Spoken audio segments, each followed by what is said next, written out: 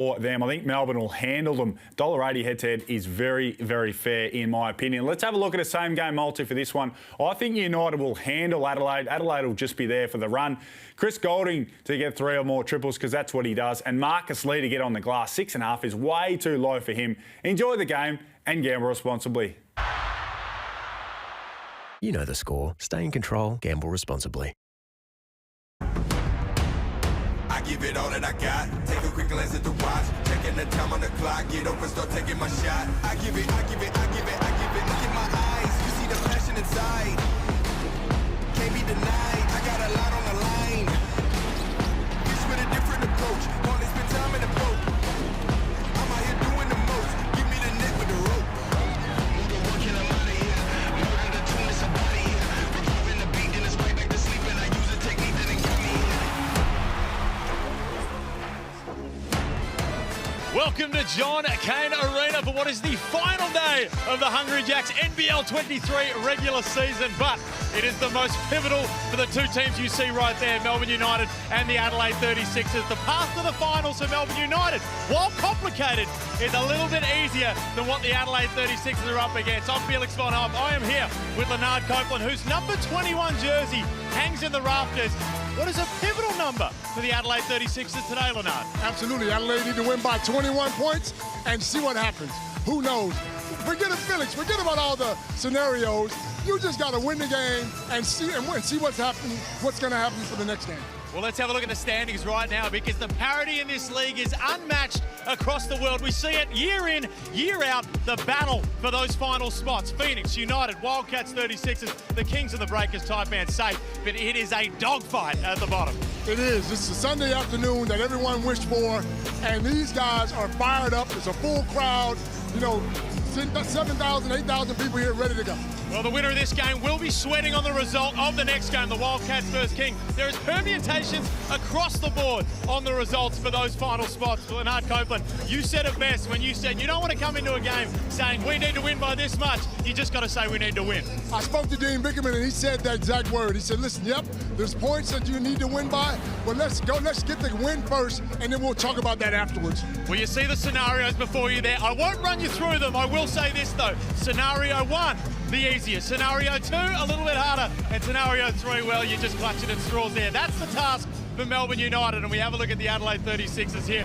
Win big against United. And, of course, the Wildcats have to lose big. If you're going to be in a camp today, you're probably feeling a little bit safer as Melbourne United. Absolutely. Melbourne United need to come out tonight and shoot the ball and play good defense on the other end. They got to take control straight away and get that win. Well, he's copped some criticism during the year, Rajon Tucker, especially at the beginning. He's come of age late. This is going to be a telling game in the story of what has been his season so far. Absolutely. He's been great the last, look, they've won 8 out of the last 10 games, and he's the reason why. Him, Goulding, those guys are playing real good basketball right now. They must continue in order to get the win today. Well, the Adelaide 36ers, they have been clinging to finals hope for a while now, and it's all been on the back of this man, Antonius Cleveland, who has been massive towards the back end of the season, and he was huge in what is potentially a season-defining win against the Kings on Friday. He's been big the whole year. Shot the ball extremely well on Friday. I think he's 7 threes and just plays both ends of the floor. I love the way he plays defense. He puts the team on his back, and he carries that team to a victory. Well, of course, he was massive, we mentioned, against the Kings. He's been having a huge back end of the season. This is when you play the import lottery, this is the type of guy you want to land. Absolutely. Look, 4 of 7 on Friday, 5 rebounds, 7 assists. He came out and said, look, you're not going to come in Adelaide and beat us. I'm taking control of this game. Get on my back, boys, and let me take you to the promised land. Well, I'll tell you what, I'm a little bit jealous because one of these teams is heading into Mad Monday tomorrow, and one of them is going to be going to the finals. Leonard Copeland, that's all from us. Throwing it upstairs. Let's get it going, boys. Let's do this, Felix Von Hoff. Thank you to you and thank you to Copes, Liam Santamaria and Andrew Gaze alongside me for the final Sunday of the regular season. This game has been sold out for the best part of 3.5 weeks. 10,000 in the house at John Cain Arena. Champion starting lineup for Melbourne United firstly. It is, and a wonderful addition that the Melbourne United make with Marcus Lee coming in that starting lineup. Chris Golding is going to have a good one. They need to put points on the board, and I personally don't think that'd be priorities winning the game like the boys said, and if they do happen to be in a winnable position, that's when you can start to think about margins. Champion starting 5 for the Adelaide 36ers, Liam Santamaria. A big change from CJ Brute. Yeah, Kyron Galloway coming in that front court ahead of Kai Soto. One thing we know about Kyron Galloway is making his first start for the 36ers, his third career start, can really shoot the ball. Shot 45% from 3 over the course of the season. Anything could happen today. It is the NBL's version of the Da Vinci Code for Sunday Hoops. How does it all look? What does it look like by 6 o'clock tonight, do we think? Well, I think that Melbourne United, with other results, they've put themselves in a very tidy position. Perth Wildcats be a little bit more nervous than they were, say, last Thursday, that's for sure. All that being said, Copes was right off the top. It all starts with winning. Yep. For all those teams involved, Melbourne United and Adelaide right here, it all starts with winning the ball game. Our officials for this important contest for Maybury, James Grigor and Alex McEwen. We've got the Wildcats and the Kings coming up next at RAC Arena. Both teams needing a win. A win for Melbourne will just about get them there. A big win for Adelaide will be enough. And there's Tucker with the opening bucket. Beautiful execution on that opening play. They roll Marcus Lee into the block. The curl cut for Ray John Tucker. High percentage finish at the cup. We highlighted him pre-game. We haven't seen Melbourne since last Saturday. They lost to New Zealand. Cleveland gets to the basket. And Tucker in transition. Had the look, but gave it up for Golding. Great decision. 5-0 start, Melbourne.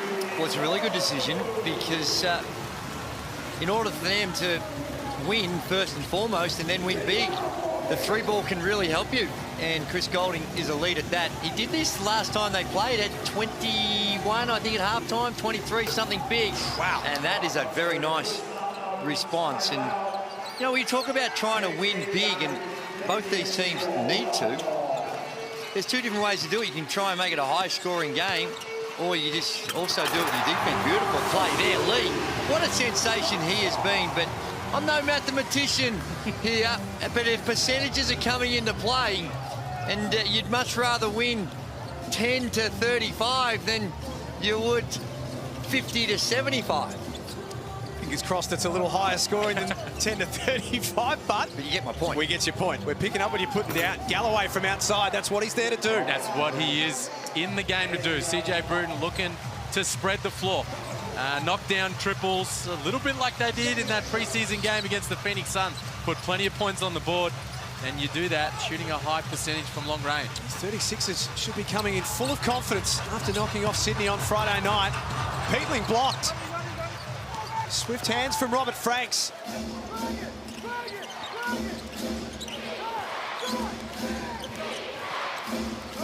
Cleveland down to Franks in the low block. They swing to Clark. Galloway for another look. He won't be making it.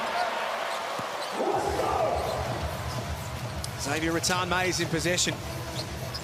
As Tucker walks into an open 3. Well, that's part of his game.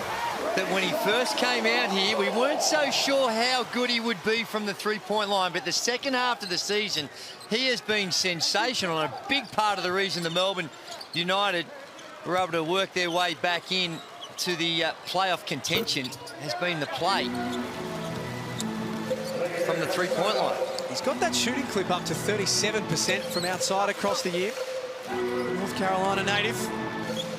As Felix spoke about pre-game, copped a little bit of heat. He's paying dividends, as is Xavier Rattan-Mays. What about this for a start? How's the shooting from both these teams? We're going to see. These guys have a green light today, make no doubt about it. And we have seen 5 of 7 combined from long range in the early going. Cleveland happy to try his luck. It's good as well. Well, the double team on the other side of the floor was one that got them into the rotations, and some good ball movement, extra pass. Cleveland good enough to knock down the 3. Oh my goodness, that was a quick treatment by Goldie. Inside to Peatling, second time around, points don't count. Free throws to come. And you know, here we see the Amy replay, and Tucker, as we mentioned, just walking into the 3, and then May says, well, I like the look of that, Tuck. I'll have a crack myself. And nothing but cotton.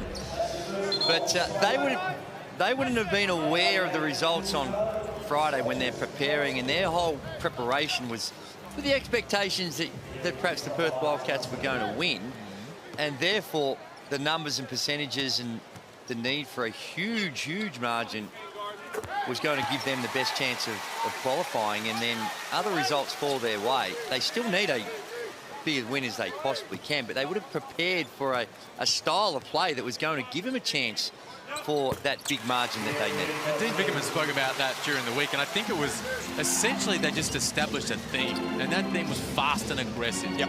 We're going to go out there, we're going to get on the front foot, we're going to try and grab this game by the horns early going. So defend at a high level, but also make plays in transition, step to the arc and let that thing fly. And both teams really are taking that approach. Franks got past Marcus Lee and one. Well, they've decided to make life real tough for Franks. Now, Franks is good enough that time. He was able to split it, but every time Franks touches the ball, they're sending a double team to him. And that time there, the quick pass back to him by Galloway. So he kicks it out, and then they don't have time. Lee doesn't have time to get back there and set that double. And as you can see, he goes by him. So they've identified Franks as one of the pathways to slowing down the Adelaide 36ers, and they're doing whatever they can to make it real tough for him. So 21-11 when they played in round 7. Robert Franks at 24-10 when they went head-to-head in round 16. The series locked away at 1 apiece between these two. Brad Newley into the game for his first minutes. Midway through the opening term, Rattan Mays from outside. Goodness me, what a hot start.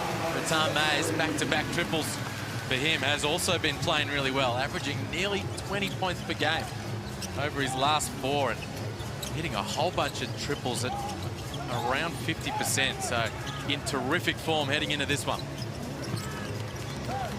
Cleveland drew the hard closeout, left an open man. The ball's still moving for Adelaide, and eventually Newley happy to foul. Just on Rattan Mays, Liam, let's take a look at him as he knocks this one down. Has he been given the green light to go back to being a scorer again? Because midway through the season, he was very passive. Yeah, you get that sense. Back to playing like he was at the start of the year when Shea Yili wasn't in the lineup. I'm the starting point guard. I'm going to make plays off the pick and roll, lob it up to Marcus Lee. But I'm also going to let that thing fly from long range, and he has been shooting the heck out of it. As I said in recent times, both teams ringing the changes. It's a high pace, high tempo we're playing out here, Drewy, so the bodies are coming in and out. Well, Rattan Mays really had a 3 or 4 game stretch a month or so ago where he had a couple of where he didn't even register a bucket. So he's really rode the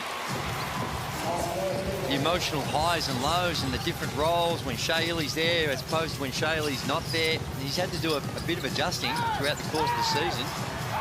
Great D from Cleveland. Dean Vickerman not happy. Is there a wounded Banshee on the sidelines? Oh, no. That's Dean Vickerman. Hey, don't chase the referee. He was fired up. It was handsy. It was very physical on the perimeter. He was screaming. Well, he was just screaming. He wasn't even saying anything. He was just, with that type of... We don't even need to mic Dean Vickerman up. We just pick him up in all of our effects. Cleveland just knocked down, and he's starting to find his feet in this game. Oh, that's another guy. Talk about Robert Franks, Xavier Rattan Mays. Antonius Cleveland playing at a really, really high level, but got in foul trouble when they played Melbourne United a few weeks ago. So needs to make sure he plays smart at the defensive end. They need him out there. Isaac Humphries foul against his former team. And Kai Soto, we've mentioned this repeatedly, but nothing really changes. Peter Siddle in the crowd this afternoon. Yeah, there he is.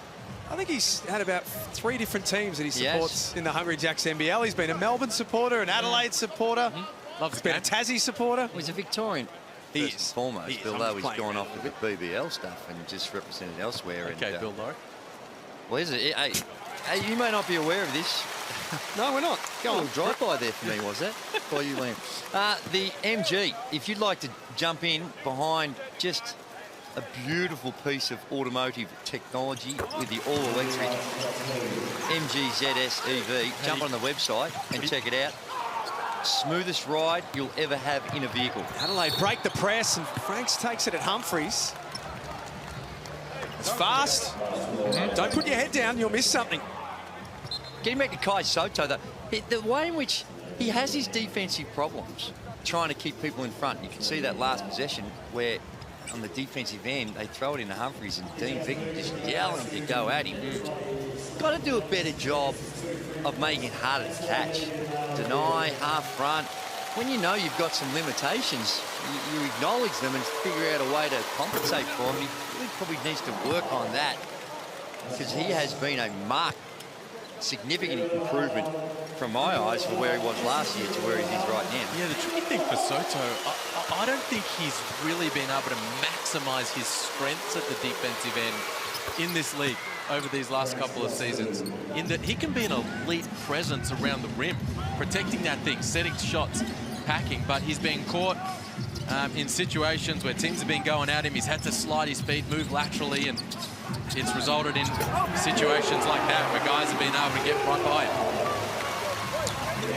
8 points for Xavier Rattan-Mays. This is really good by Isaac Humphries. He knows the play, so he's just...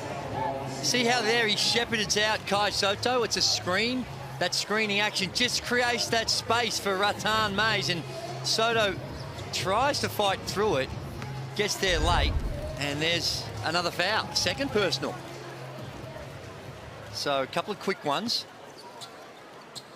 If you have just joined us, it's the final Sunday of the regular season. Melbourne 14 wins, 13 losses. Need a win to try and book their spot in the play-in series. And for Adelaide, they not only need to win, but they need to win big. We're talking 20 or more. And Perth and Sydney up next. Soto turns it over. Newly downhill. Blocked by Franks. Adelaide's turn to play with pace. Soto had it dropped off. He can't nail the dunk. Wow, big opportunity gone begging there. Good dump off. Here's Brad Newley on the push on the Amy replay. Great contest from Franks, and then he's in the crowd front row. Ooh. And then down the other end, Soto, a little banged up.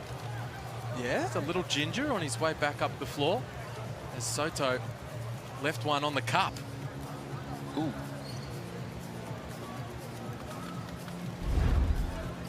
22:15 at John Cain Arena. More than 10,000 in the house. No tickets available and have not been available for 3 weeks. Melbourne haven't played at home for more than a month due to the Australian Open tennis tournament.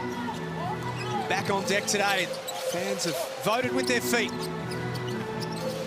Barker. He's fouled shooting the three, and this is the sort of game and tempo that will suit Lockie Barker down to the ground. Oh, my word. He's instant offense. He absolutely destroys it at the NBL1 level. Played for Frankston last season. And boy, did he get hold of the Melbourne Tigers. But wasn't the only one. But you're right. He's out there. He can shoot it. And you can see there, creating his own shot off the dribble. Works really well without the ball. And in this type of environment, where he's given that maybe not full green glowing red light, green light, just that one that's just sort of flickers every now and again. I think that he'll embrace that. Let's get courtside to Leonard Copeland. You guys talk about Barker. I spoke to Dean Vickman earlier. Trust me, Barker has the total green light. He said the last 2 weeks, Barker's played extremely well in practice, and he's looking forward to him having a great game. He's got a big role to play, particularly for Melbourne, Liam, with no Shea Ili due to concussion. And we're thinking of Shea as he tries to work his way through another challenge. Dave Barlow also not out there with concussion. I know. Hopefully those guys are both going okay. I think the whole team's got a green light, to be honest, this afternoon. He wants to talk about fast and aggressive. That's the message that's been given to him. Likewise, the 36ers.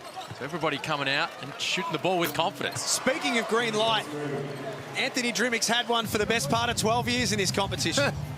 He certainly has, and he's another one that, compared how he was last season to this one, he's really made a bit of progress, having a much better year. I don't know what the numbers say, but certainly the eye test suggests that he's doing much better. Yeah, equal career high points per game, Drew. There you go. There he is in transition, 10.5 points per game, and Dean Vickman wants to have a bit of a chat about it. Playing one around with the rock, turning it over, and Adelaide Quick 5-point run, the takeaway from Clark. And it's a 4-point game. If it stays this way, which it does look like it's going to, and that is high scoring, just have a think about you two, who this is going to suit a little more. But before that, let's take a listen to Dean Vickerman. We caught up with him pre-game and he spoke about what his message is to the locker room today. Dean, obviously a big game today. What's been the message for the boys coming out of the locker room? Yeah, you know, early in the week, it was kind of like the only chance that we've got is to kind of win by 40. So we kind of go through that process of looking at what you got to do to win by a big margin. And then obviously the Cairns result changes things a little bit. But it puts New Zealand in, Adelaide in that mentality of they've got to go and win by a big margin. So it's unsure about how they're going to come out and how this game's going to play out. So, yeah, it's going to be interesting. Well, it's been interesting so far. Who does it suit more at this sort of tempo? Well, I think there's Dave Barlow as well. He's got those concussion protocols that you were just mentioning. And there's Shea Ely. I think for me, Melbourne United, because they, in my view, a little bit more organised and a little bit more accustomed to that. And the thing that Melbourne United can do, I think, a little better than the Adelaide 36 is at the other end of the floor. I think defensively, they're a little bit, they can be a bit more effective in turn, making those turnovers, making life difficult, which is going to put a lot more pressure on the Adelaide 36's offense. Oh, I think Adelaide. You know, I think you look at guys like Ian Clark, Antonius Cleveland, Robert Franks, they want a bit of an up and down sort of tempo. If it's a bit more of a half-court grind, certainly Daniel Johnson fits into that equation as well, letting it fly in quick possessions. So you're right though, Drew. Whichever team starts to churn it up defensively will get the advantage. He shot that from Rowan. From Swan Street. And these teams are a combined 9 of 12 from long range here in the first 8 minutes. This is fun on Sunday Hoops. Clark into the lane for 2 more. He's got 5 points and brings it back once again to a 5-point deficit. I think it's something to be said about when you're not so concerned or not thinking so much about shot selection, and for most people that is a horrifically bad one, but not for Chris Golding, that last one. When you have that mindset, you have that ease that, oh, well, the coach understands, and Franks gets away with a push-off, it helps. It helps your peace of mind, it helps your percentages. 8 rebounds to 4 in Melbourne's favour. Golding from the top this time. Quera couldn't reel that in. This is audacious stuff from Chris Golding, just alongside the Chemist Warehouse logo. And this is just a perfect scenario for him, the opportunity to just let it fly with absolute confidence. And of course, the 3-point ball, the great, barrier. You know, like it's you start knocking a few down, your opponent's missing, all of a sudden the score blows out. That's why these teams are letting it fly like they are in red-hot fashion. Both of them 5 of 8 from downtown so far. Leonard Copeland courtside, it's raining threes. Mate, you guys talking about three-pointers. Both teams have come out and said, shoot anything you touch. This is one of those games where Gaze played, he would have had 50 at halftime. Thank you. Appreciate, I take that as a compliment. I'm assuming that was a tent. That's not a compliment. Lucas Lee called for the foul. Both teams over the limit now.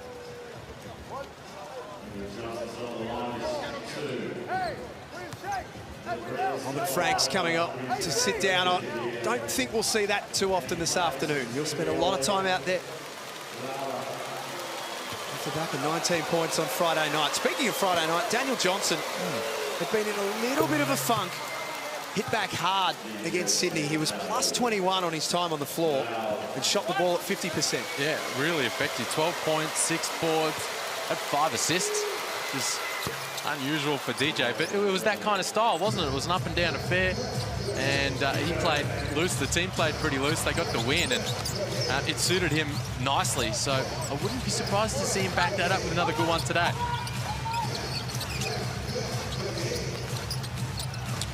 Quera couldn't access Tucker.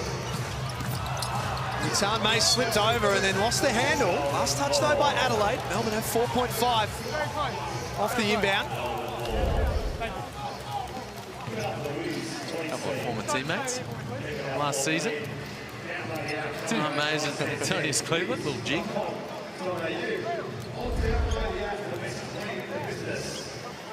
Love the effort, even on that one. Willingness right through screens and just that relentlessness on the defensive end that Cleveland brings. Golding dropped it off for Lee, stripped. Fast hands from Ian Clark, and Adelaide go to the other end. Tucker sends that one out. Elite wall up. Right at the rim there from Ray John Tucker. Great job. He stayed with Daniel Johnson to take that option away in transition, and then at the last minute comes across. Elite verticality, hang time, timing, sends it away.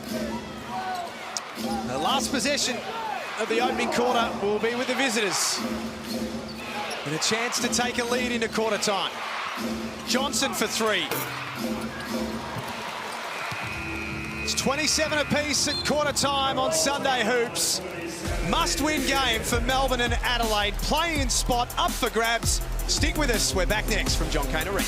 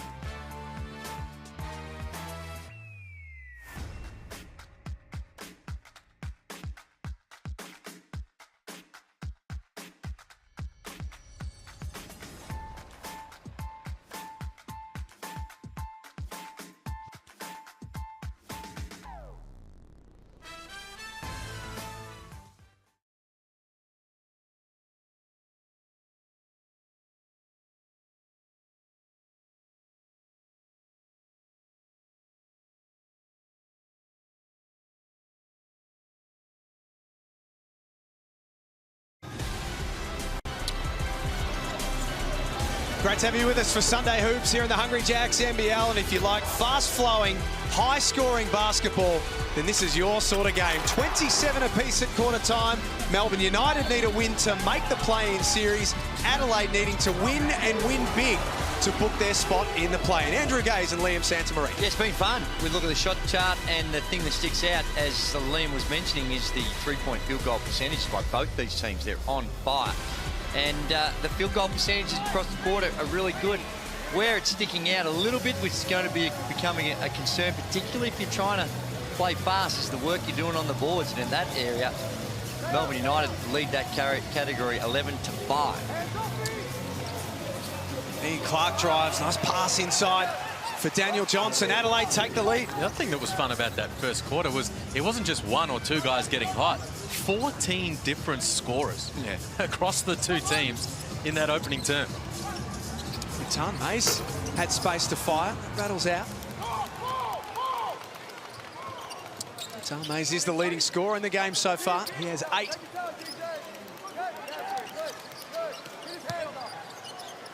Johnson falling away over the top of Lee.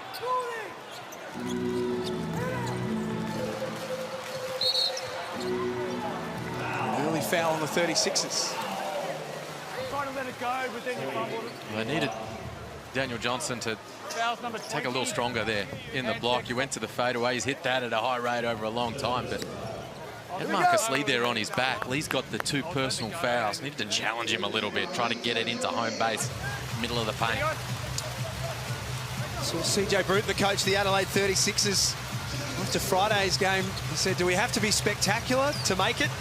We might need to be the Golden State Warriors and shoot it like them to make the play-in series. They don't just need to win, they need to win by a significant margin. Well, Golding levels it up. I reckon if they go back to that form they had in that game against the Phoenix Suns, that'll do, thank you very much. And I reckon that a nice 30, 40-point win is achievable when you think of that game. 22 made threes in that game, Liam? NBA. You were there? Threes. Drew, he didn't have... we chatted at three-quarter time of that one. Not the utmost belief that the fellas were going to get over the line. Oh, my. Athletic finish from Tucker in transition.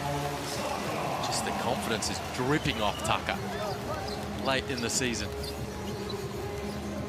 Franks and McCarron coming to the scorer's table to check back in. Sunday Dance to spin and the left-hand finish. Only 3 points in 13 minutes on Friday night, Sunday, but he's got 7 in 6 minutes today.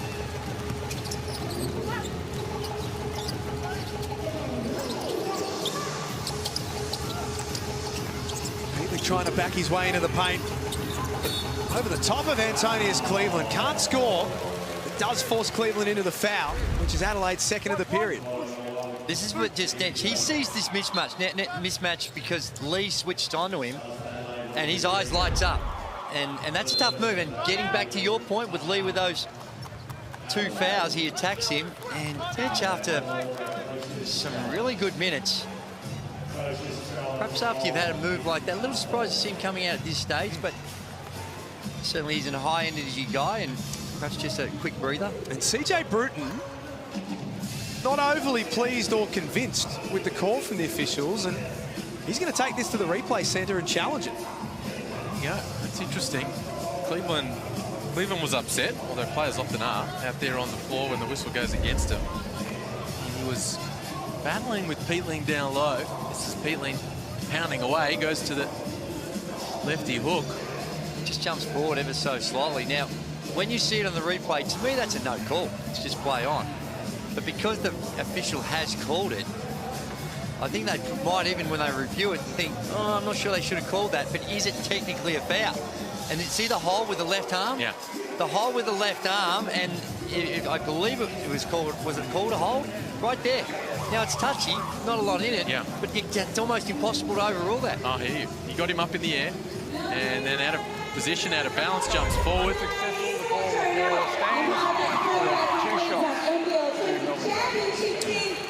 So unsuccessful.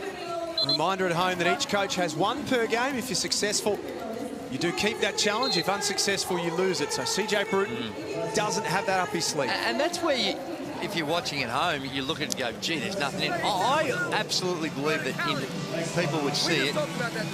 And even those that are reviewing, gee, if we had our timing in, we might have to let that go. But the fact that it's being called and there is something there, they can't make a judgment on the context of the game and whether it shouldn't have been called. They just got to judge it on what it is, and that's why those types of ones are they're not possible to overrule. Still to come, Perth and Sydney from RAC Arena in the final game of the NBL23 regular season. The Wildcats simply must win to book their spot in the play-in series. Both of these teams are hoping that they lose. Well, there is one scenario where Perth could lose and still get in, of course. If Melbourne go down by a bit, Adelaide get a solid win over them here and Perth lose narrowly. And that's why winning first and foremost is the most important thing for, I mean, not so much for Adelaide, they need to win big, there's no ifs or buts about it, but for Melbourne, as Copes was saying from the outset, you can't fall into the trap of thinking margin when in fact the first thing you've got to tick off is the win to make that the challenge for Perth. You're still in a chance. Exactly. As long as you just win. Now, a nice buffer added bonus. Hey, well, you would take it. McCarron long on the second. Harris, Clark, McCarron, Cleveland and Franks on the floor for Adelaide. Rattan Mays, Peatling, Lee, Golding. And Tucker for Melbourne United. Peatling threw it upstairs. Marcus Lee's got those long levers. He went and found it and jammed it. It was poetry in slow motion from Mason Peatling as he worked his way through that. The lob wasn't picture perfect, but it found its destination. And Marcus Lee, power dribble, went up and did the rest. Well, I saw Hiram Harris. I think it was good to be a little slower on that one because he took the option of a charge. He just comes off hard, the help's there, and maybe he's in threat of a charge. That time he just played a little 2-on-1 in a phone booth, and they were able to make it, throw it up there for the Marcus Lee. Now Antonius Cleveland has 7 points for Adelaide. He's their equal leading scorer. The pass goes astray.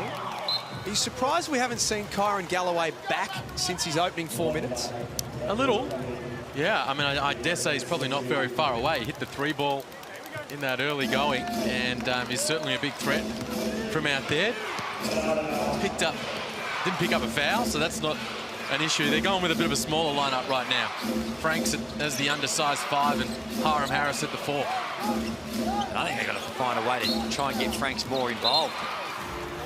He's only had the 1 field goal attempt and a couple of free throws, so 4 points. And he's been great. The last 7 games, averaging almost 23 a game at a very healthy 63% from inside and an incredibly solid, just under 50%, 21 of 44 from outside. So, sure, Melbourne United doing all they can to take it away from him. You've got to find a way to get him going. Rattles out for Cleveland. Loose ball pounced on by Tucker. He's got 7 points. Kicks it out for Newley. It's good. Good hit from Newley. It's another player chiming in from long range. Adelaide get an open look in response. Clark misses a golden opportunity. And Barker downhill. Lays it up. It's a 3-point lead to the home team.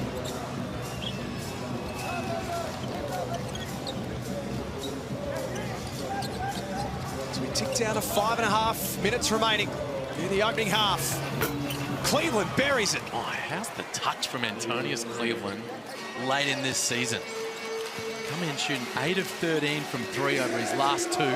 He's gone 2 from long range here in this first half. Both teams collectively continue to be on fire. 12 of 21 in total between the 2 teams.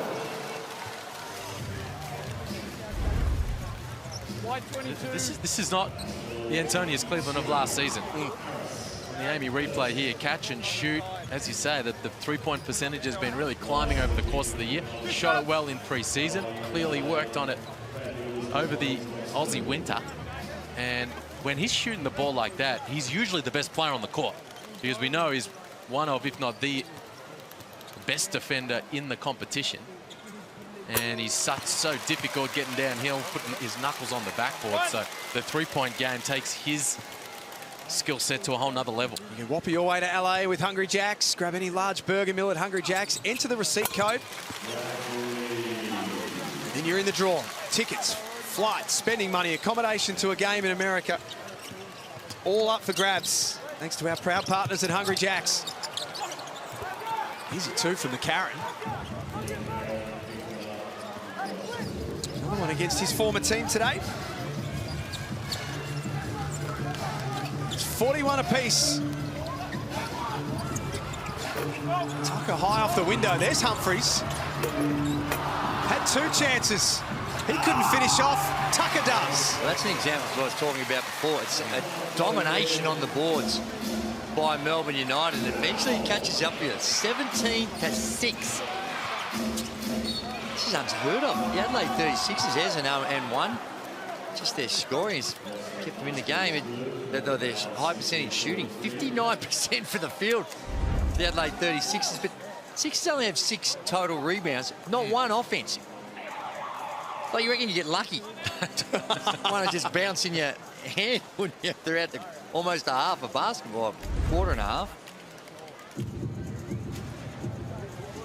Timeout with 4:37 remaining. Scores locked away at 43 at halftime. We'll learn a little bit more about Xavier Rattan-Mayes, who's had a bit of a roller coaster season with Melbourne United. Started strong, his role changed in the middle, but now he's back in a big, big way. Here's a sample of what's to come. There was a Miami fan that was kind of heckling us. Our bench was on this left side, and I was just looking for a little bit of motivation, and I happened to go on an unbelievable run. Started making shots. I had 5 points in the first 35 minutes a game, and then finished with 35. Rattan touches another three. It felt like I was standing on the beach somewhere and just throwing rocks in the ocean, and everything is just going in. It was a moment that probably go down in history. Rattan-Mayes again, yes! That's what he's capable of doing, putting buckets on the board very, very quickly. He absolutely is, and I think he's also, this is currently being challenged, and Chris Goulding didn't think he made any contact. This is the, a little, again, there's a little touch on the elbow right there. And that angle underneath. The challenge is unsuccessful as all the floor stands. Again, really shouldn't have been called, in my view, but technically there's a little bit of contact there. You have to call it, so it's an N1 situation. And that's 2 now on Chris Goulding. 4:37 remaining in the half. If Melbourne are going to win this game in a shootout, then there's no better player to have on the court than Chris Goulding. How does Dean Vickerman approach this with his #1 man now? I think you let it ride at this point. Have a bit of a chat. Say, hey, Chris, no more before the half.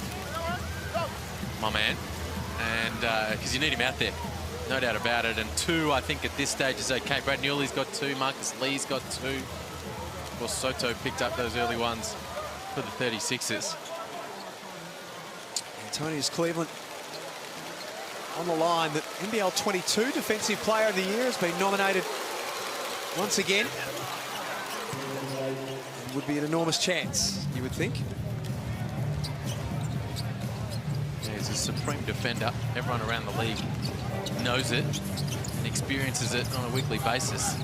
Oh, I suspect... I think it's probably going to go to Derek Pardon. I don't know if you agree, Drewy, of those 3 finalists. Defensive, yeah, that's the one if I had to choose it, get the nod, but they're all, win all the categories. Everyone in each category, you're not going to complain about if they win it. Probably the most controversial one is Shea Ely, just the defensive category, just for the lack of games. No one questions that he's worthy of that. He's an elite defender. He just hasn't had the volume of games that a lot of people are comfortable. Robert Franks, only 2nd field goal attempt of the game, but it's money. That's what you were calling for, Drew. More touches, more catches for Robert Franks. Marcus stepping back with a hand in the face. Long rebound falls the way of Melbourne United. Tucker trying his chances from outside. Jeez, the shooting has been unbelievable. That Melbourne now 7, both teams, 7 of 12 from long range. They wanted to come in and put points on the board from the arc. Well, they've done exactly that in this first half.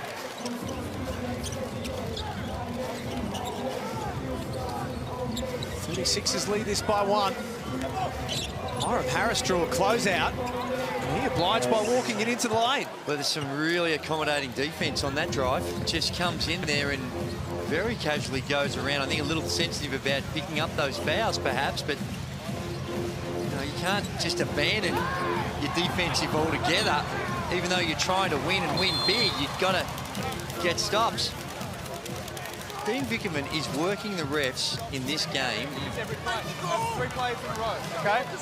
So he's treading a very, very fine line. There's Danny Minogue and Tanya Zayeda also in the crowd this afternoon. She's there every game. Danny Minogue. No surprise there. Danny Minogue. Dean Vickerman getting a behaviour warning. I'm sure Danny's behaving herself. Looks like she's having fun. 49-46. Aquera left open. That's short. Antonius Cleveland with the rebound. He has 13. He's the game's leading scorer. He really couldn't score. Luck's a fortune for Tucker. Worked out well for Melbourne United. Ritame's got a little cute with it. The two-hand bounce pass in transition and little pinball action. Landed fortuitously for Tucker. Zach Humphries whistled for his second. Adelaide have done a good job of forcing Melbourne for the second time over the limit in a quarter. Now Humphries is going to have to head to the bench. Marcus Lee checking back in, who's also got 2 fouls. They've got a little individual foul trouble to deal with. That's now Humphries and Brad Newley on the bench with 3. We spoke about Golding has 2, so the aggressive offense from Adelaide asking the question and drawing fouls on Melbourne United.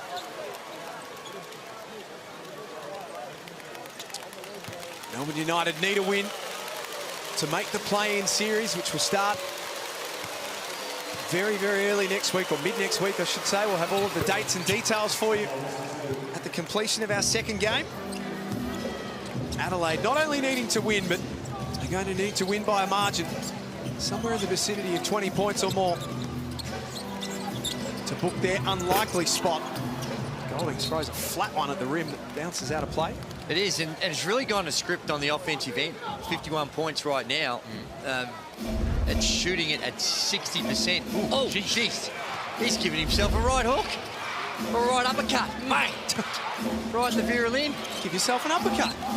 Just upset with missing a couple of shots. Ditch fires away.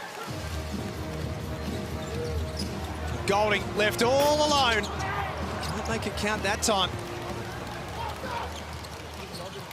Cleveland downhill, went to stuff it over the top of Marcus Lee. Probably just as well for Lee's health, but that didn't go down. Ratan Mays buries it, 51 each. Well, he's enjoying this, Ratan Mays. Enjoying the style. He's got 11 now, second United player in double figures, 3 of 4 from long range, and just the confidence that he knows the coach is happy for him to pull up and pull the trigger is in his comfort zone. A quick reply from Adelaide, and Sunday Detch is feeling good. Well, he's done it both ways. He's been able to get to the rim, being really aggressive, almost playing bully ball when he drives to the basket. There's some good D, and that could be an unsportsmanlike as well. That's what Cleveland's looking for.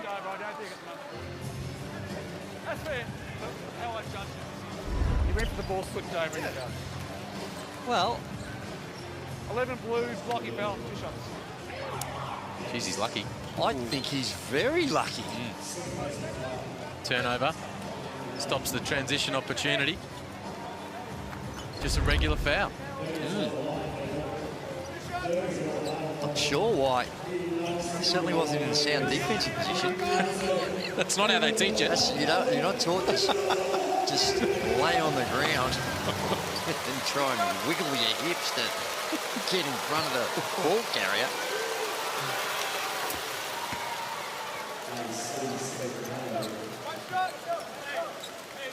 CJ Bruton needing to not only engineer a victory, but engineer a big one.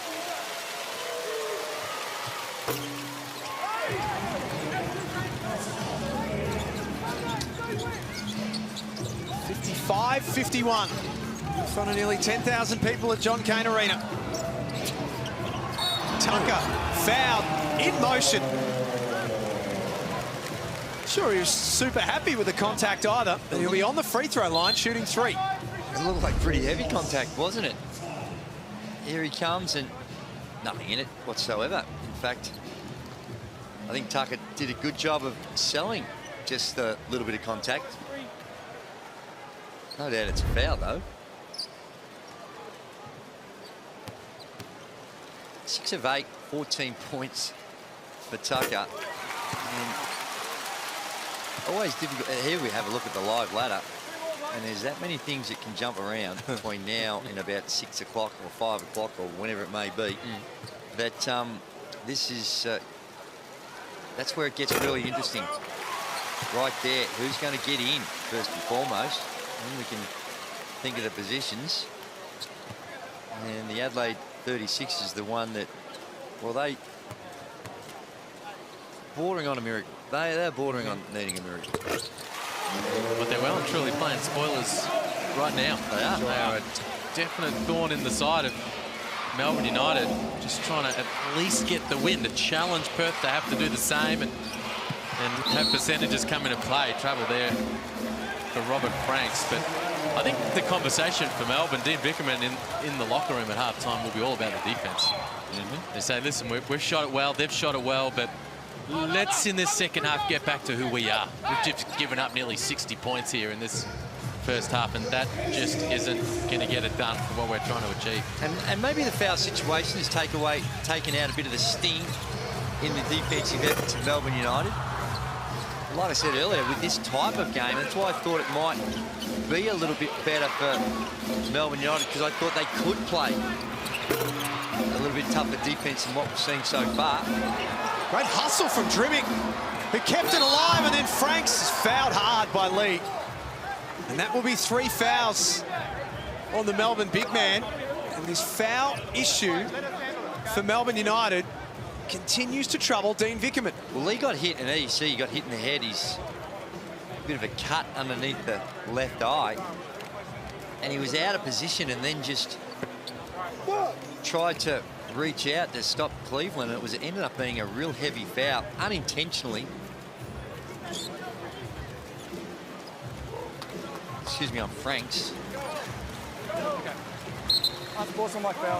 Yeah, got upgraded because it was heavy. I just think it's the amount of contact that brings in. He got hit, he got stunned. Drimic goes flying over the top as well.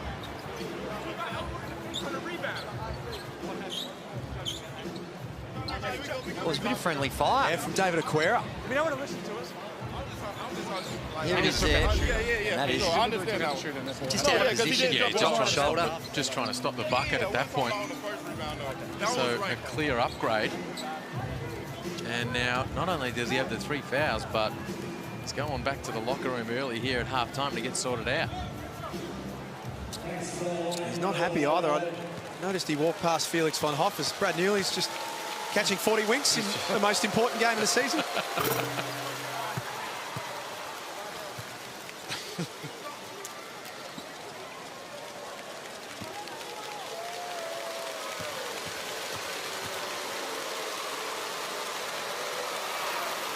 Just before half-time, for Franks to be on the free throw line shooting a couple of bonus ones, gets him up to 9 points and sets him up to have a big role in the second half. Potentially, yeah, if they get him the rock, get him in good positions. Yeah, I mean, they're comfortable, Adelaide, feeling good in this first half. Saw what they did against the Phoenix Suns. This has been an NBA-style game so far, and it suited them nicely. Drimic no good, no foul call. Less than 10 seconds for Melbourne United.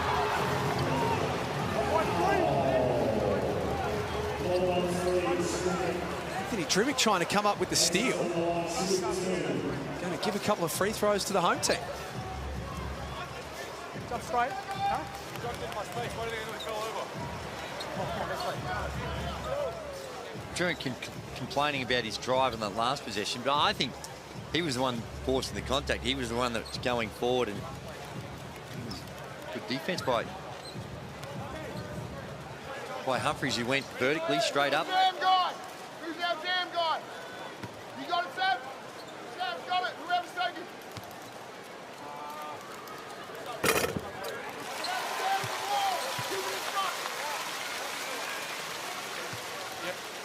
We are set for a massive second half at John Cain Arena. Both teams searching for a win and are happy to try and outgun the other to get it.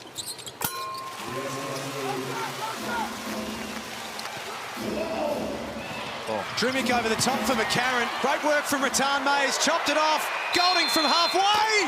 Wow! The play of the season. Wow. Well, they'll review it, see if he got it off in time. He doesn't think so. I didn't think so in regular time, but I'm pretty sure it Jeez, he gave it every opportunity. Drilled it from halfway and the crowd up out of their seats. Where's their sense of theatre? So 57-56 with that basket not counting. Let's get courtside to Leonard Copeland. Cleveland, you guys come out shooting the ball extremely well. Was that the game plan from the start? I mean, you always want to shoot it well, but we wanted to come out and just play hard, effort-wise, and just most importantly, just come out ready to play. In particular, your three-point shooting has gotten a whole lot better. Is that something you worked on throughout the summer? No, I did what I did last summer. Just get familiar with the ball again, and second year in the league, and it's starting to fall this year, but I did nothing different from the last summer. What do you guys need to do to get this win? Keep playing the way we playing, try to contain Golden, slow Tucker down, and just be smarter. Thanks, y'all. Good luck. He's had a good first half. Antonius Cleveland, 14 points, as has Xavier Rattan-Mays, who's got 13 on 4 of 5 from the field. Is that you up there, Coach, he said? Let's find out a little bit more about the man known as XRM. Wow. And Rattan-Mays has now gone 5 of 5. That is his 4th 3-ball in this quarter. And Rattan-Mays, his first points of the second half. Rattan-Mays wires up a 3. There was a Miami fan that was kind of heckling us. Our bench was on this left side, and I was just looking for a little bit of motivation, and I happened to go on an unbelievable run. Started making shots. I had 5 points in the first 35 minutes a game, and then finished with 35. Rattan-Mays, another 3. He scored the last 12 now, and he'll drive for 2 more. It felt like I was standing on the beach somewhere and just throwing rocks in the ocean, and everything is just going in. It was a moment that probably go down in history. Rattan-Mays again, yes! I remember when I was young, Dad would always say, you can go stay over at somebody's house, but you have to be back on the driveway at 6 a.m. because we have work to do. That's where, my work ethic comes from. I like to be the first one in, last one out. I take a lot of pride in that, a lot of pride in my work. It all started with him. We might be the only father-son duo in ACC history to have 1,000 points at Florida State. And that was really special for me. He was the representation of what I wanted to be. I want him to know that he did such an amazing job. He was it for me, he was the person that I looked up to. And even though he was tough on me, I look back at it and I'm thankful because the professional that you see today comes from that man.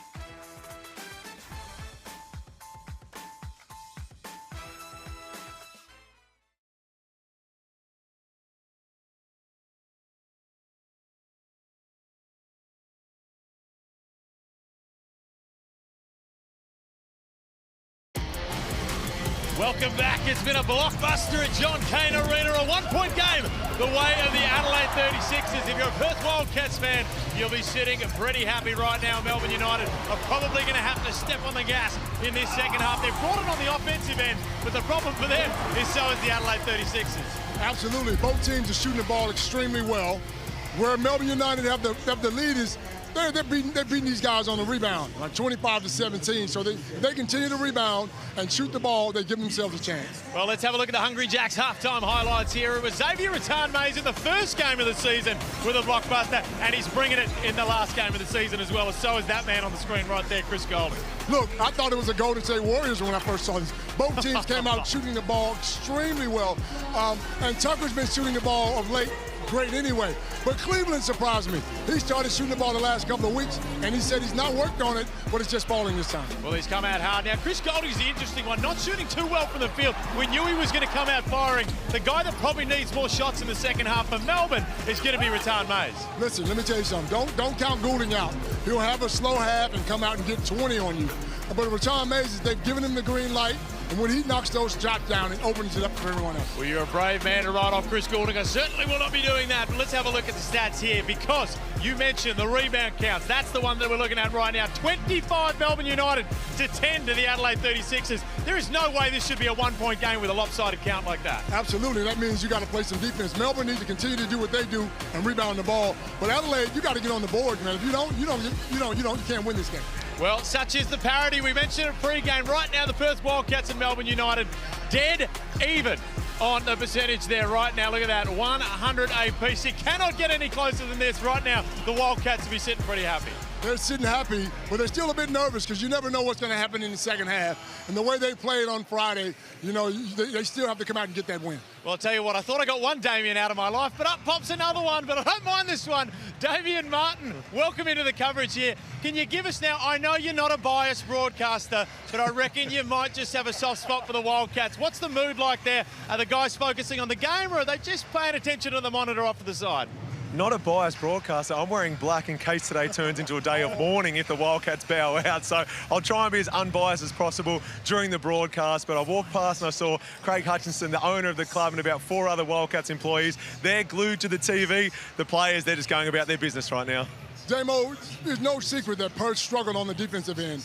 Does really now put Norton in to play some defense?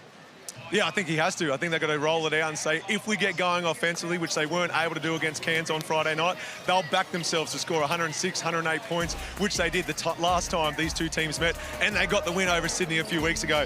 But if it's a low, grinded-out games, their jump shooters aren't shooting the ball as well as those required, boom, throw Mitch Norton out there, go and do his thing, get under the skin of the opposition, and then try and get some defense going, because we've seen for the last month or two, that has not been a priority whatsoever. Well, Dave, I reckon they might need you to throw on a jersey out there. We're set for a blockbuster after this. We're throwing to a break. More second half basketball coming up next.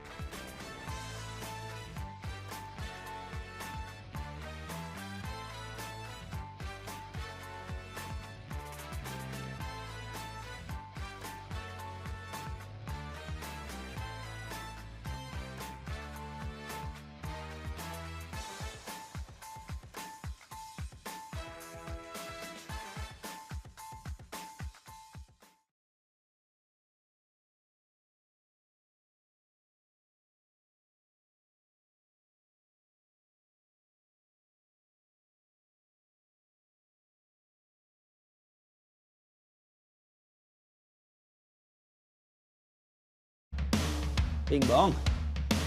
Bing bong number 2. That's like not lined up, hey?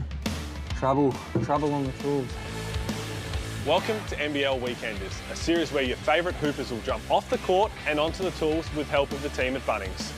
Hey guys, down here at Bunnings Warehouse, we are doing a European laundry. That's the first one, and then your base paint. I do like the matte black, definitely. It is good, it's timeless. Awesome, perfect. There we go. Smooth, very smooth. Right, it's all tying in. Floating shelf in. What a space saver.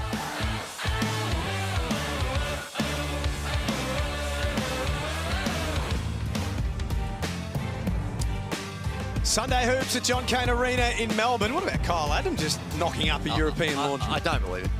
There's a bit of help in there. There's a bit of editing done there. I can't believe it. What are you suggesting? I'm suggesting he's a very, very fine basketball player, nice surfer, and has a lot of other recreational pursuits. But that type of behaviour, I'm not sure. I think Kyle could catch these in the off-season. Here's the thing, and that may be true, because maybe just with a little assistance from Bunnings, just to give you a little chop out, away you go. Anything's possible. Some injury news for both teams, Liam. Let's start with Marcus Lee. What were you just seeing there? Yeah, he's going to come off the bench. He's got the... He's had the treatment there to the knock under the eye. Just they've already got 2 guys sitting out with concussion issues, Melbourne United. So we hope Marcus Lee's okay, but he's also got the 3 fouls. Isaac Humphries is going to be on the floor in his place.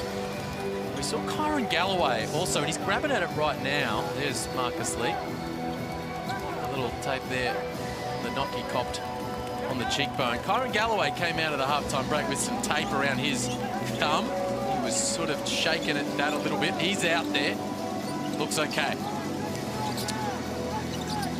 Up next, the Wildcats and the Kings. Perth need to win to make the play-in series. Sydney, I think they just want to beat Perth.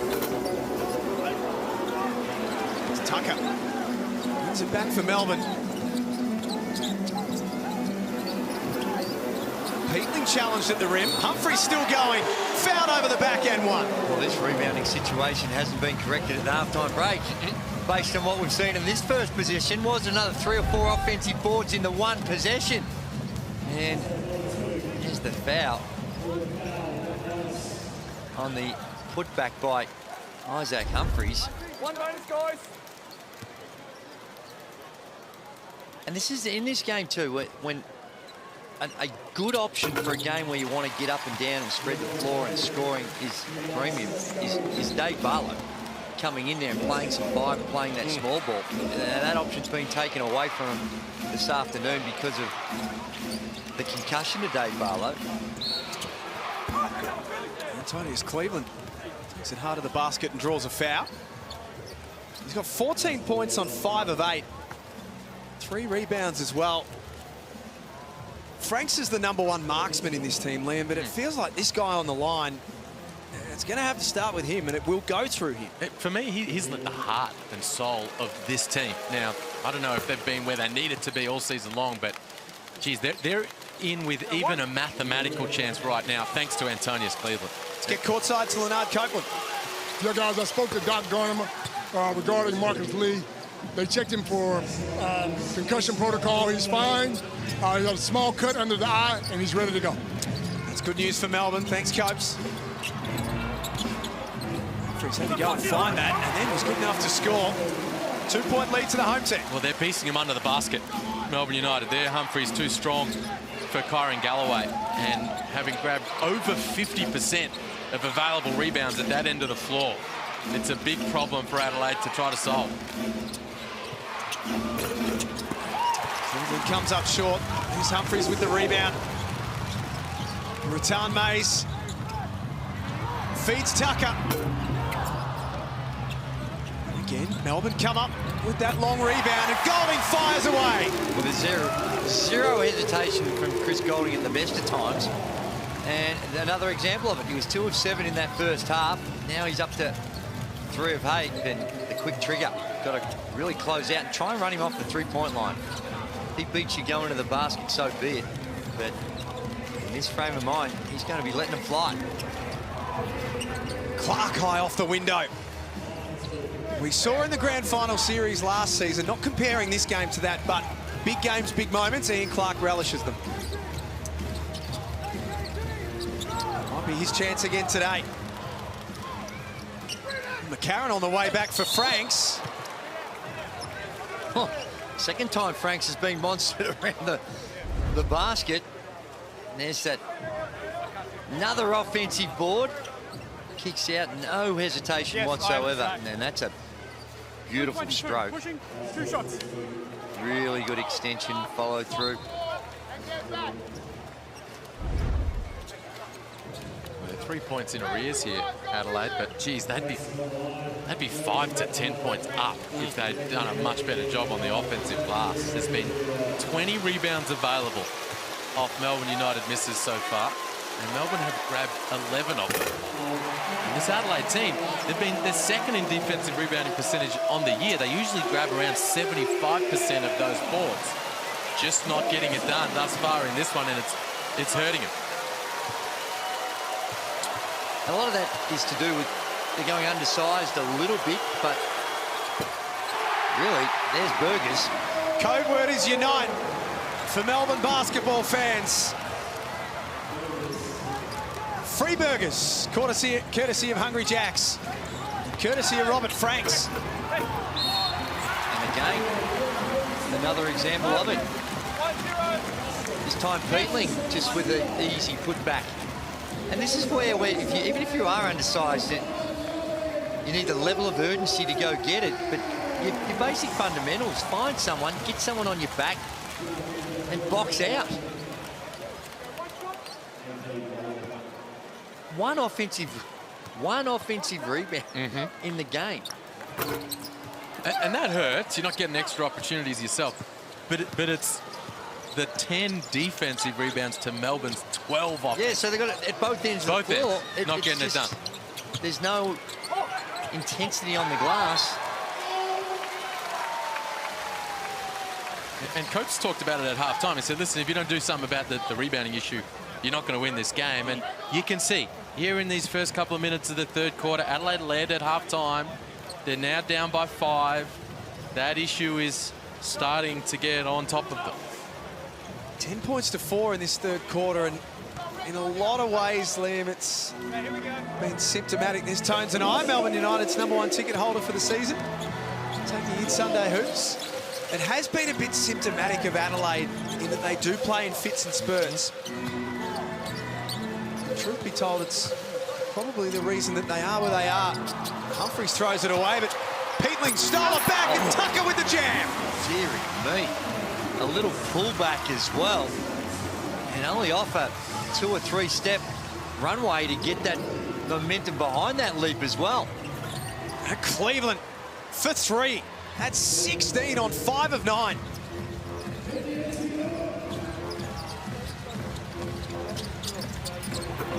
Pass. Tucker finds Peatling for a couple more. It's all looking all too easy right now for Melbourne United. They are picking them off.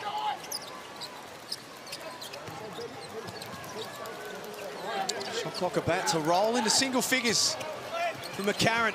Blows past Golding for the easy layup. Talk about all too easy. You just got to sit down and slide your feet. Stay in front of the ball. That was a layup line for Mitch McCarron.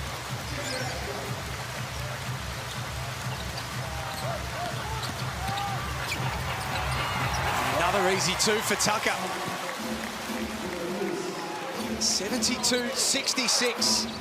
They continue to trade baskets at John Cain Arena. And McCarron getting his hands dirty, and that will be 2 free throws to come for Adelaide. This was ferocious from Ray John Tucker. Coming up underneath and above the rim. He's got the first contact. Tucker coming through the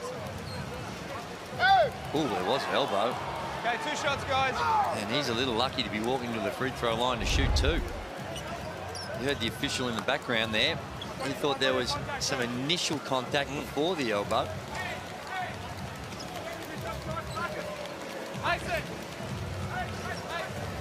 Mitch McCarron, a title winner with Melbourne United. Now in his 2nd season with Adelaide.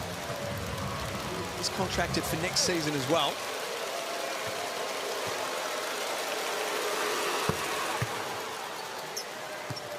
Yeah, it hasn't been a great year for Mitch McCarron. Fair to say. 8 points, 4 assists a game. And 3-point shooting, just 18% on the season. And as a result, he's lacked a bit of confidence over the course of the campaign. But he's brought a little energy here to begin this second half. Oh, you're right. I think McCarron, what happened when the percentages were down early, it's almost like he put the cue in the rack. Yeah. He said, well, I'm not even going to do that. So he catches it, he rips it. He doesn't want to be out there thinking about shooting a perimeter shot. A lot of that can just be confidence. See a few go in. Clark drives. Takes it at Golding, and Adelaide are back within 2 again.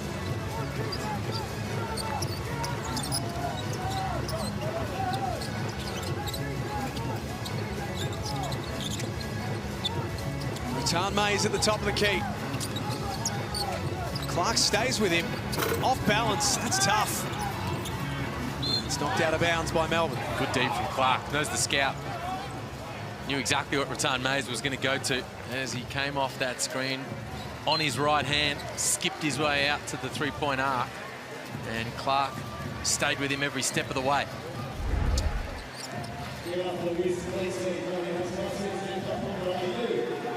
Yeah, nice. And it's the fact that he didn't say he's got stepped in front, carried a hand, and then went to the side with the rule about where and you can have that landing space. He did it well. He did really well at avoiding getting in that landing space. Peatling, Lee, Barker, Golding, Tucker on the floor for Melbourne. As Cleveland throws that away. He's out there with Franks, McCarron, Clark and Johnson. They still haven't been able to get Franks involved. Only 3 field goal attempts. He's got 9 points, 2 of 3 from the field. And he's one that also, when you look at their rebounding problems, he can go get it himself. You're not going to get it in the system. Go get an O board or something. He only got the 2 rebounds. You spoke early doors, Drewy, about the aggressive D Melbourne was throwing at him, throwing numbers at him every time he caught it. I'm not sure we've seen exactly that the whole way, but it's maybe just put him a little bit on his back foot. Yeah, it's top 5 in the league in scoring, 18 points per game, and has been lighting it up in recent times. 23 a game over his last 7 at really great shooting clips, and a guy who has the ability to break a game apart. Shea Ely for Melbourne, not playing with a return date TBC at this stage as he works his way through some concussion issues. Not for the first time, and that's the issue. It's been an ongoing thing for him. Missed at the start of the season, missed a chunk of games, and then copped another hit, sideline. So there has been some talk that he might have to have a very long, extended time off in order to try and fix some of those issues. Tucker all up and in on Clark, who crosses him over for 3. Gee. He saw the funny side of it as well. That was a really nice move by Clark. Now Frank's off to the races for Adelaide. Lost the handle. This is filthy from Ian Clark. The right to left cross, quick release. And then it was actually Robert Franks called for the foul. Good whistle. Lost control. Marcus Lee got it. Easy Franks whistle. wrapped him up. Easy whistle. That's 3 now for Franks. And the Adelaide player that deep into foul trouble for Melbourne. Marcus Lee has 3, and Brad Newley also has 3. Timeout with 4:05 remaining. Melbourne leading by 1 in a must-win game for them to make the play-in series. For Adelaide, they can still mathematically make it, but they will need to win by a margin of around 20 or more. Up next, it's Perth taking on Sydney, and we see 2 candidates for the Andrew Gaze Trophy going head-to-head. Bryce Cotton of the Perth Wildcats. He's in the mix once again. Mitch Creek, watching on this afternoon from the Southeast Melbourne Phoenix, has had a phenomenal season for the team in green. And then there's Xavier Cooks, the irrepressible Xavier Cooks, fresh off a triple-double recently has been a star all season long. Well, it is, and I tell you, it's going to be interesting to see if Xavier Cook plays next. There we see the three candidates, and you ask around, and every time I speak to someone, they've got someone different. It's pretty evenly split between the three of them on who's actually going to get it. My best guess is that Xavier Cooks will win it just because of the win-loss record when the voting was taken. But as I've mentioned before, my pick in that three has been Mitch Creek with just the consistency he's had across the course of the season. It's coming up Tuesday night. Check your local guides, of course. 8:30 p.m. Eastern Daylight Savings Time will crown the All-NBL first team, the Lindsay Gaze Trophy for the Coach of the Year, the Damian Martin Defensive Player of the Year, Referee of the Year, you name it. All the awards, they're up for grabs. We saw Xavier Cooks in that half-time break when Damian Martin was speaking that he was warming up in the background, but whether or not he's actually going to play, because he warmed up against the Adelaide 36ers as well with a very nice edge-making body. Interested to see whether Derek Walton Jr. is active. Well, a bit of a sore wrist and wasn't able to be on the floor at the end of that game on Friday night. No, I would suspect Sydney will wrap him in cotton wool, but we'll see.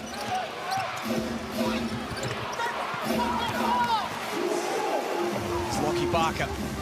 3.5 minutes remaining in the third quarter. Crowd of 10,100 in the house at John Cain Arena. Essentially, the final series starting today. I'm not sure how he made that work, but he did.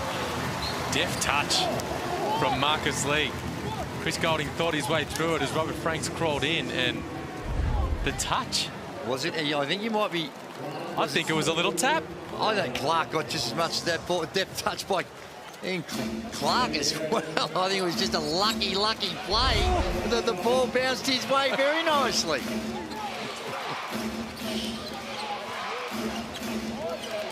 Melbourne by 5. Sloppy turnover from Adelaide. Golding for 3. They love it. Sigh of relief for CG43, and this is a big move Melbourne are making on the way to three-quarter time. It is, and this is after he's just made one. Got a lucky break, picked up the cheap one. Feeling good about himself. Stops. Not a whole lot more Dent could do on that one. And there you see the big sigh of relief, just to give Melbourne United a little bit of breathing space. The lead is now 8. The biggest lead in the game is 9. For Adelaide, their chances of the play-in, as we take a look at the live ladder, are really starting to slip away now. Well, when we do look at the live ladder, that top 5's not shifting around, but Melbourne, off the back of that little move, slipping themselves back into that playoff picture. Firstly, they'll get the win if they can hold that lead, be on 15 wins, put the pressure on the Wildcats. But now they've just created a little bit of a gap. 8-point margin, it is literally coming down to just a handful of points. So the challenge now for Melbourne, and that's what they'll be talking about in this huddle. Lord Ian Botham in their house today at John Cain Arena. Goodness me. What about all the big names flocking to watch the NBL? Celebrity Row is chock-a-block. I spent some time with him yesterday. We weren't actually talking to each other, but he was having a hit of golf out at Moona Links on the coast in Victoria, and I saw him in the corner. Okay, how does he hit it? That's a Pookie boat. Absolutely 100% confirmed. I'm told he asked for a drive in the MG, actually, just to check out all the features. Let's get courtside to Leonard Copeland. Yeah, guys, CJ's message was, guys, we got to stop turning the ball over and take the open shot. We're trying to force too many things. Well, Adelaide have been pretty good, and there's an easy shot. It's a good post-up move, and DJ, but only 7 turnovers for the 36ers, so they've been pretty good with it. Yeah, just a couple of costly cough-ups lately. But this is what Adelaide do, yeah? You think that it's going against them. They managed to claw their way back. Golding lines that up, can't hit. CJ Bruce has described him as Jekyll and Hyde over the course of the season across games, but also within games. Can they answer the call right here? Fight back in this. They go back down to Johnson in the low block. Beautiful. And he makes Melbourne pay. They did a really good job of recognising the mismatch. And in that defensive transition, Barker got caught on Daniel Johnson and Didn't quite have the angle. Kick it to the sideline. Really well read. Lockie Barker just got to do a better job of getting around in front. If you're going to be undersized, rely on help from the weak side. Instead, you see Dean Vickerman a little upset with his deep trans in his matchups. The news just coming through via the Sydney Kings on their social media platforms. Derek Walton Jr. will not play today. He's carried a sore wrist into today, aggravated it further in the warm-up and won't be out. Well, it makes no sense for him to play. They got top spot all locked up. So if someone's banged up, you've got to take care of him. But hey, that's a deep squad. Other guys will step into the mix. Sean Bruce will play a whole bunch of minutes. Still an enormous game ahead out west. Since the time out, Adelaide, everything that CJ Bruton's asked from them, they've been able to execute. Harris double team. Cleveland left open. Lee drags in a strong rebound. 144. It's going to be a couple of free throws down the other end.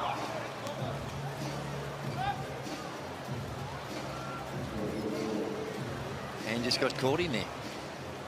What starts to go through the Adelaide 36ers' head about now? Down 4 with 1:22 to play. It was going to be a big task to come to Melbourne and win by 20 odd or more. You can see the equation there on the bottom part of the screen. What are they thinking right now? They're thinking about trying to still get the win. Yeah. The margin, that's something you deal with once you've secured the win and you're in that position, and they got their handfuls just to do that. So I don't think when you're in the heat of battle right now, they're not thinking about all those other issues as much as the next play and how they're going to try and find a way to get the W. I think it was clear in the early going, Drewy, from the style that they were playing, that they were thinking margin early door. Yeah, exactly. They were letting it fly, trying to run up the score, and the lineups they had on the floor. But you're right, now it's about adjusting that mentality and just trying to spoil the party here for Melbourne United and finish the season with a 500 record. This pass from Drimmick for Harris.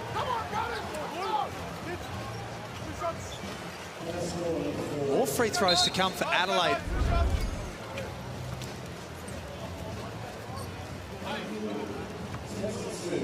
Be 4 on Brad Newley. Both these teams have done a good job of, when there's the penetration, the movement. We've seen Melbourne United, the little drop-off pass, similar to that down the other end, and again, catching defenders, watching the ball, getting behind them, and the little drop-off pass to find them, creating some easier scoring opportunities.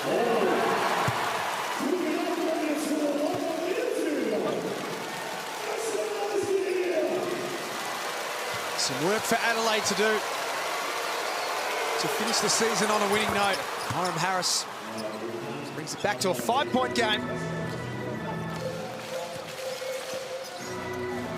The closing stages of quarter number 3. Natan Mays has been aggressive all afternoon. That's 15.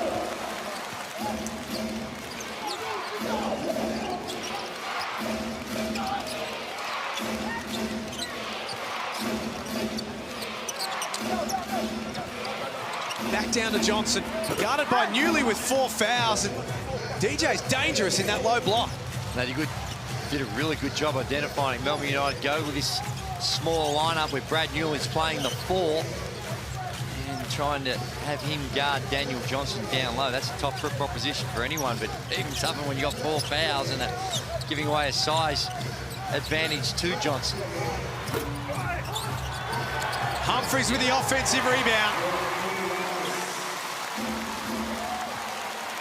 Takes it back to 7, which is a comfortable lead for Melbourne to be taking into 3-quarter time.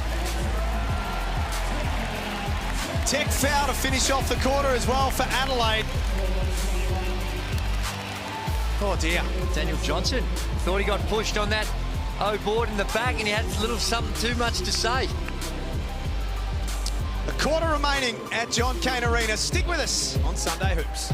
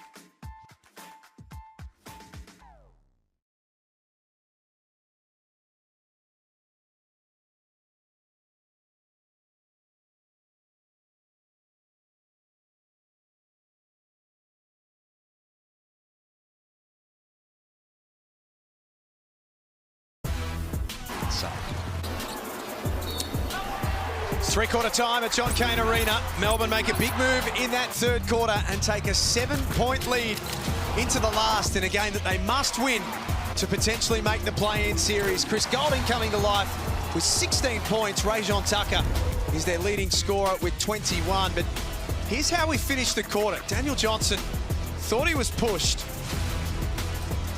and then told the referee all about it and got a tech foul for his troubles. Right in his ear too.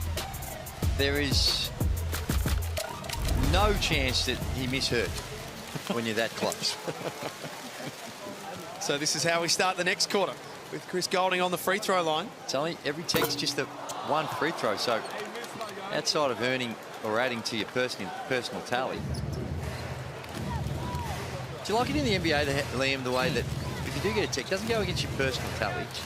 I don't. You don't like that? No, you know what ends up happening? You see more text. I'm not so sure. Do you really? I think so. Because it doesn't add on to your own tally, and as a result, they generally fly around left and right. Cleveland! My goodness! My goodness gracious me! What? That is audacious stuff from Cleveland. Wow, got the step off the pick and roll. The screen came from Hiram Harris. Here it is on the Amy replay. And then, bam! Right down Main Street. All over the rim. Well, Xavier Cooks, you might have to come up with something a little bit more spectacular than what you did earlier on in the season if you're going to win Dunk of the Year, because that is in contention right there. Jeepers.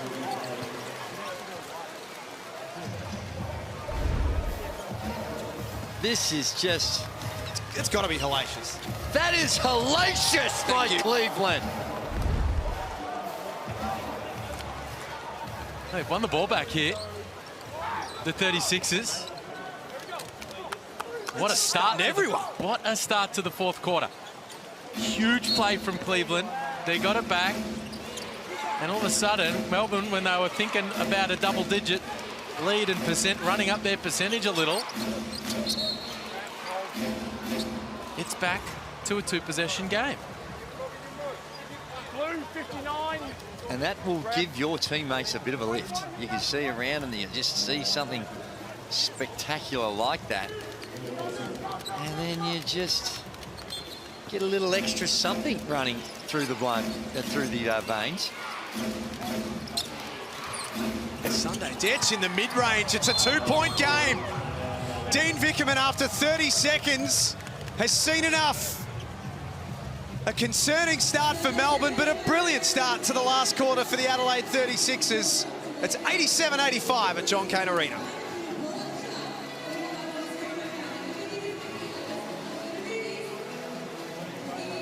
Hold the phone.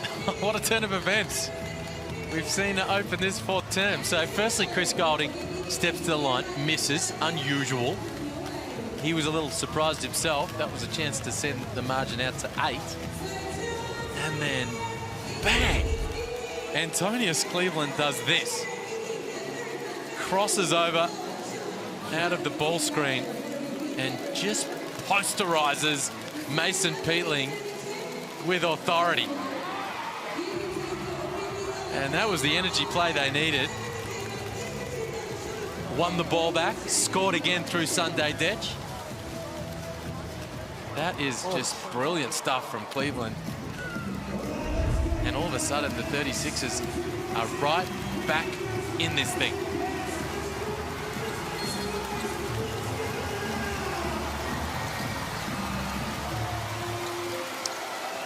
It's a two-point game at John Cain Arena.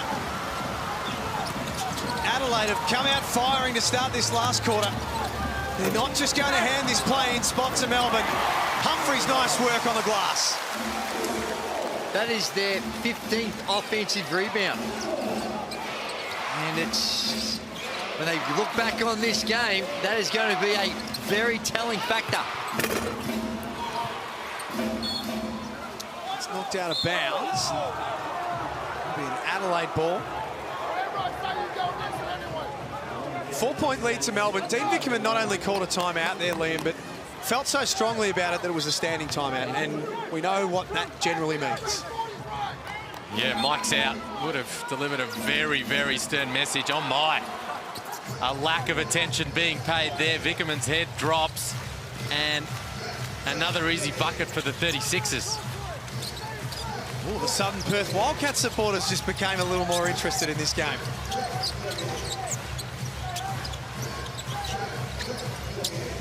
They're up next against the Sydney Kings. And Golding goes to work. Foul from Hiram Harris. So let's just take this chance to revisit all the possible scenarios here, Liam, as we take a look at the Golding drive. Melbourne needs to win. We know that, to potentially be in the play-in series. Adelaide needing to win by 20 or more, so that's pretty unlikely at this stage. What does a Melbourne loss mean? Yeah, so if they lose, Melbourne, they can still make it. Yeah. Then they need Perth to lose, and lose by more than what they lost by. So if that's a narrow loss here, that puts them in a good position in that type of situation. But put simply, if they win, Melbourne, and Perth lose, Melbourne are in. If they lose and Perth win, Perth are in. And their percentage is so close that the margin either way will set the target for the Wildcats. So that's the frustration for Melbourne right now, is that they were staring down the barrel of a double-digit lead a few moments ago, and all of a sudden now it's just a basket here or there for the outcome. Frank's no good with the left hand.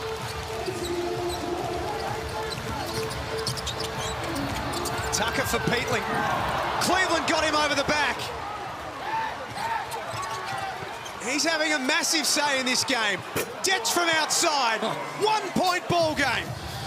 He has not hesitated at all either. Sunday Detch is up to 17 points and catches that in rhythm. Some nervous energy all of a sudden. Rattan Mays winds that clock down.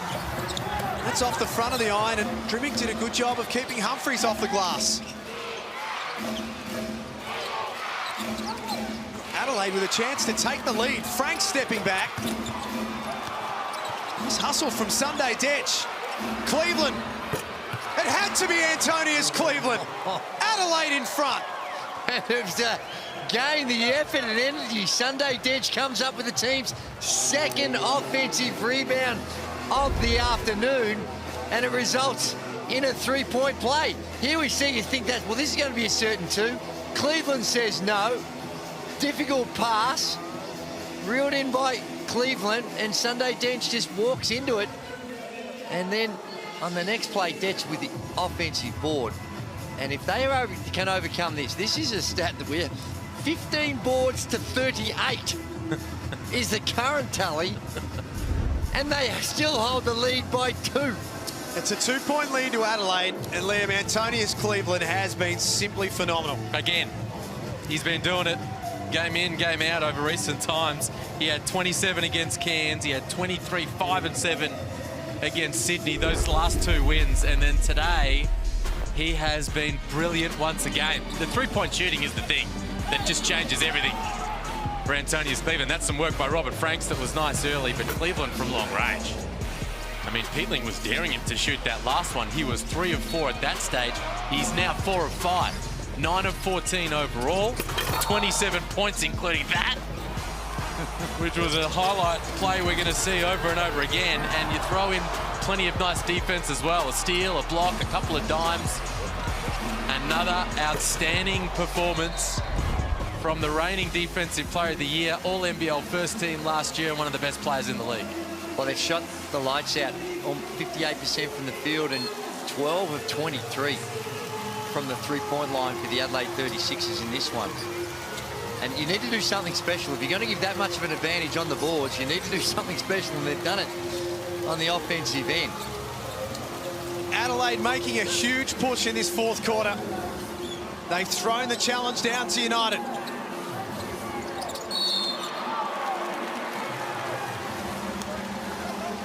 Drimmick whistled for his third.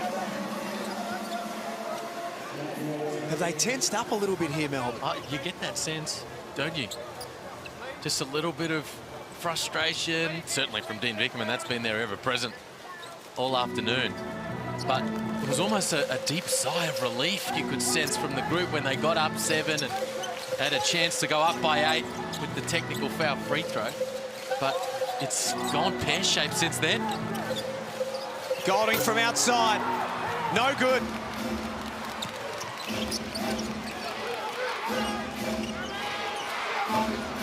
Hiram Harris inside for Franks. Beautiful pass.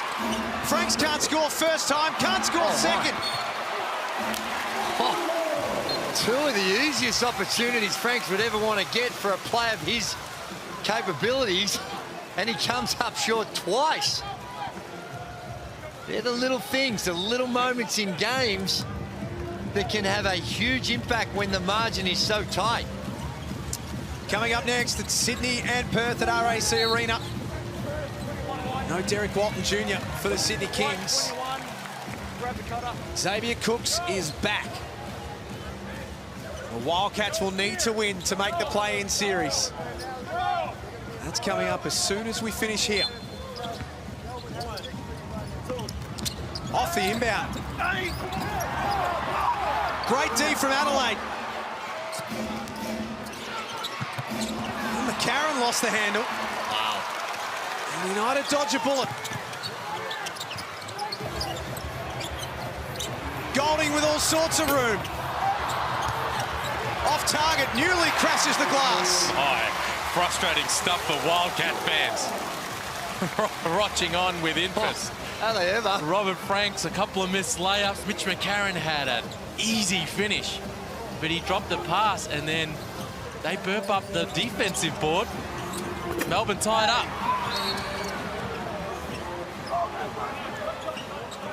What I saw was you grabbing. That one will be on Marcus Lee. That will be 4 for him as well.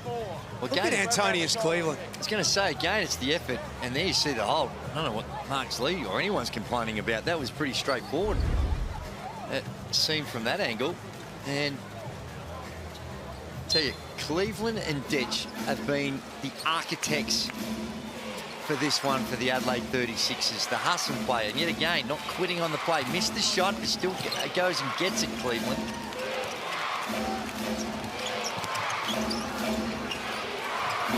Clark. Johnson kicks it out to Franks. Shot clock beats them.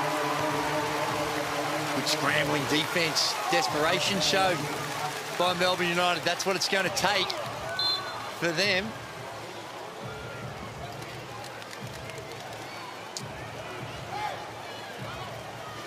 So for Adelaide, it's all about personal pride, really. The reality is, with 5.5 minutes remaining, they're not winning this game by the 20 or more that they need. But they would love to finish with back-to-back wins and take something away from the season. Tucker turns the corner. That jumps out. Oh.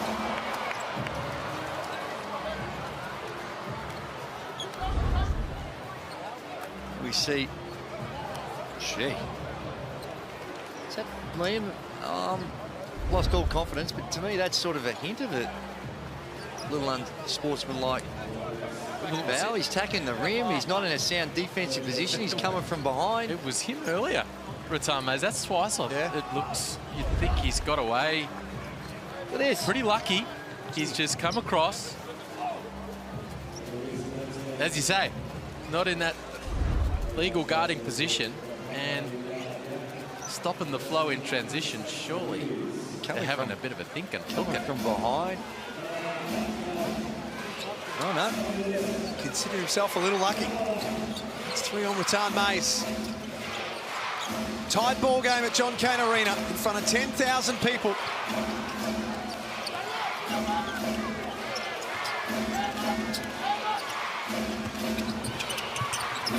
Karen back out for Antonius Cleveland, and that is a 30-piece. Beautiful kick out by McCarron. They collapse on him and leave the most dangerous player on the floor, Antonius Cleveland, wide open. 16-6. in quarter number 4 for Adelaide. They're coming up big. Nice take from Newley.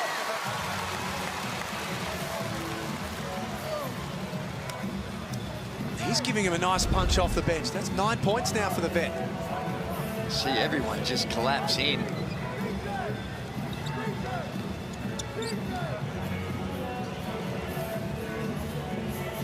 He's unstoppable. 30 points on 10 of 16.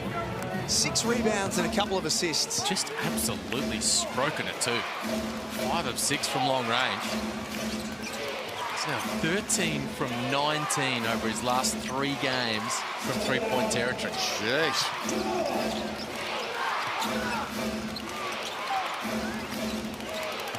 Play through Ian Clark. High arcing over the top of Marcus Lee.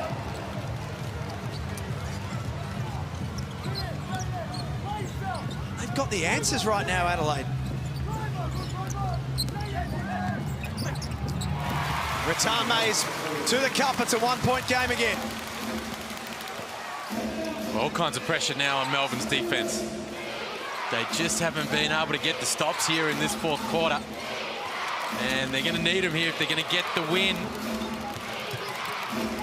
Here's Cleveland. Not that time. Melbourne come down the floor to take the lead back in the final day of the regular season. They got the switch they want.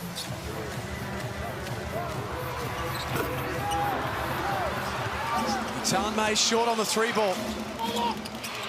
Frank's getting downhill. Melbourne take it away from him. Tucker. Melbourne back in front. Wow, big shot. Goodness me. Didn't have the numbers there, the offensive rebounders, but he had the confidence. Rose up and drilled it. Rajon Tucker, here he is. He was lucky to get away with this and not cop an offensive foul. CJ Bruton wanted it and then got it back, lined it up, bottom of the net. Well, on replay, he was extremely lucky to get away with that offensive foul. And down the other end, again, just another self-inflicted wound. That time, Frank's just trying to get to the rim. Another turnover that leads to that transition. Every time they get in a position where you feel like they have some opportunities, the Adelaide 36ers, they're not able to convert. But this man here, Rajon Tucker, he has been one of the best players in the competition the last half of the season. And he's been able to do it in a variety of different ways. The 3-ball's really starting to drop for him. That causes all sort of havoc when he can get downhill. And the way in which that he can cause some problems for the defense on the offensive end when he's got the ball in his hands, creating all sorts of problems. And again tonight, look at the efficiency. That is spectacular. 9 of 16 at 56%. The 7 boards, 5 assists, 24 points. All round outstanding by Tucker. Only to be eclipsed in this one by that man on your screen, Antonius Cleveland. He has been sensational with his 30. 6 boards and a couple of assists. A new professional career high for Antonius Cleveland.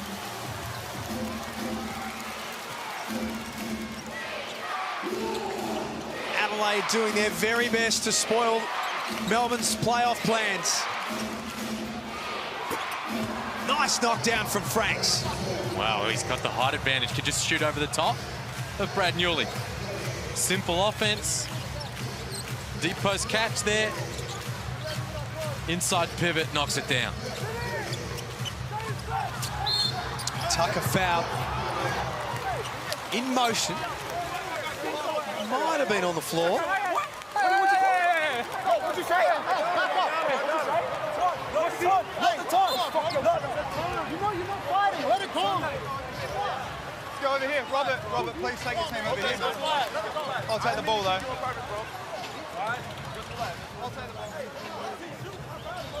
It's all on the line right now.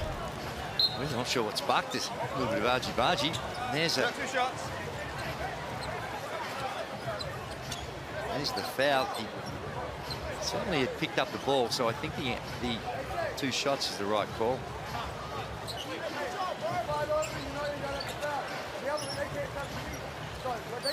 There was just some unkind words spoken that just got the emotions a little high.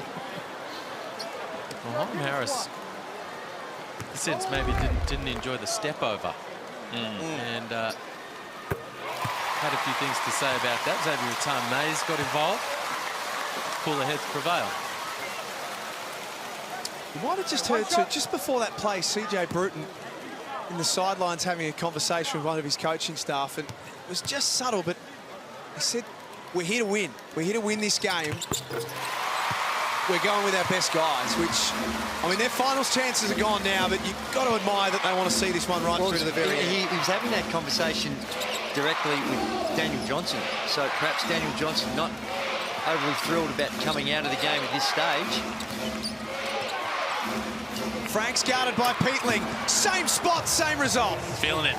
Well, for a man who's had his trouble, he's had a few bobbles, a few fumbles, turnovers, some unlucky plays, missed easy shots. In the last couple of possessions, he's shown the faith that CJ Bruton's put in him. So it comes down to the last 2 minutes. Offensive rebound by Rattan-Mays. That's 16 for the afternoon for Melbourne. 17, in fact, to 4 of Adelaide. Shot clock at 2. Peatling grabs it back for Golding. Ridiculous. It's all simply about the boards for the Adelaide 36ers.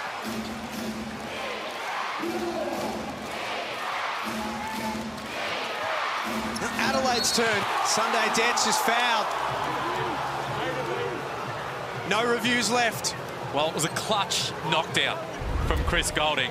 What's up? But the offensive rebound here from Peatling, that's what sets it up. They hadn't really been getting Chris the ball in the offense, Melbourne, but his toes are on the line, lined up, ready to fire off the offensive board in a big moment.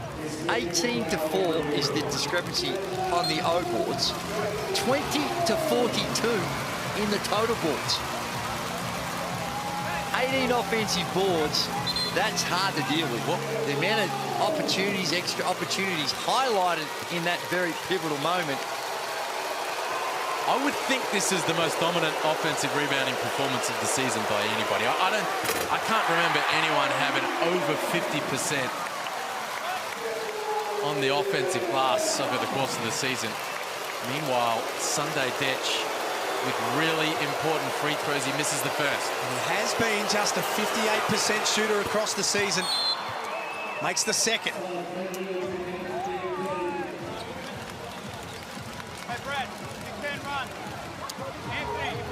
Needless to say, this is a huge defensive possession coming up for the Adelaide 36ers. Edge of the seat stuff. Perth and Sydney up next. And Derek Walton Jr. not out there for Sydney. The Wildcat season swinging in the breeze regardless of what happens here. But they'll have one eye on what's happening.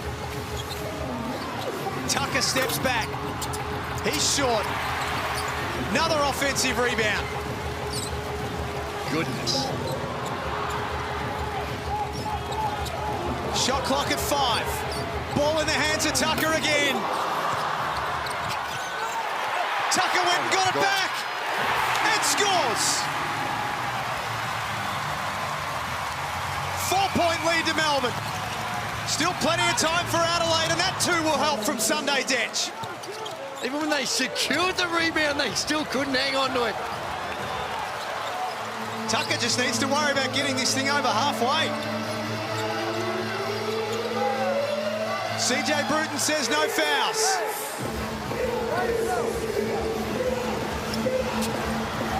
Rattan-Mays on the move. Big time play. Wow.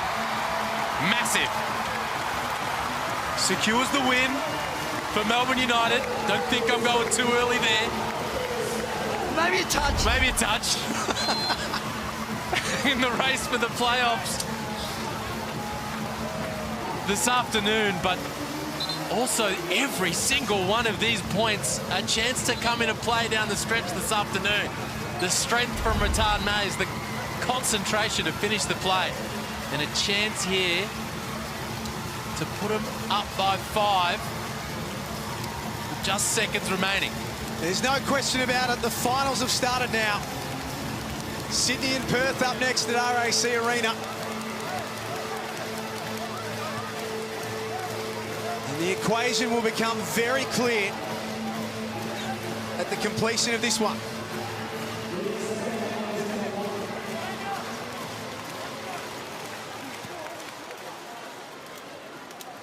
Rattan Mays on the line.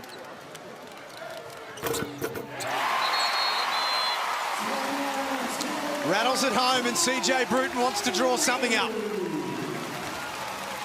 Well, if you're drawing up something that's going to be a 3, they need a 3, a bit more scoreboard pressure on them, and then I think you've got to play the free throw game. You're hoping to get a 3 here, foul, and hope for a couple of misses by Melbourne United. It's a long shot, a real long shot, and they're going to have sleepless nights over this one because it's a lot of self-inflicted wounds by the Adelaide 36ers. The live ladder is coming up in just a few moments. The all-important live ladder. Every single point now counts. Well, here's the updated situation. So let's imagine it's a 5-point win for Melbourne United. That means it needs to be a 7-point win for Perth to advance over Melbourne. And I've had confirmation that if, in the extraordinary circumstances, both teams win, Melbourne and Perth, and they end up with exactly the same percentage, the next step is indeed win-loss ratio between them, which Melbourne leads or wins 2-1 over the course of the season. So that's the lay of the land. For United, the equation is simple. Just get a stop right here. Force the miss. Clear the defensive rebound. Try to get a last bucket just to finish it off. And then your fate is in the laps of the gods as we take the action out west. 10,100 standing on their feet at John Cain Arena. Their team are almost there. They're almost over the line.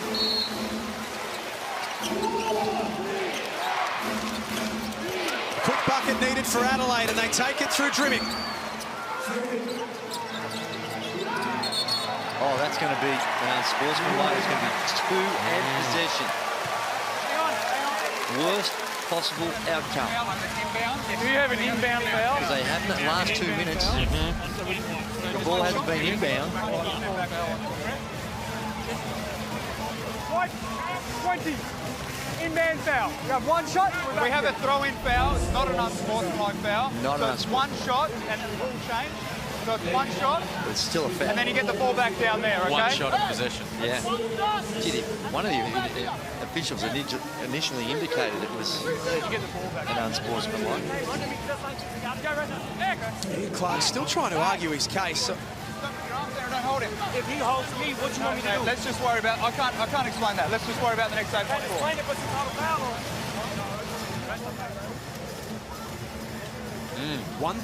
One free throw and then possession to Melbourne.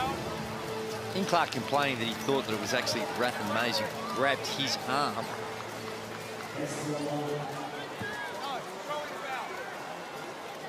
A hush.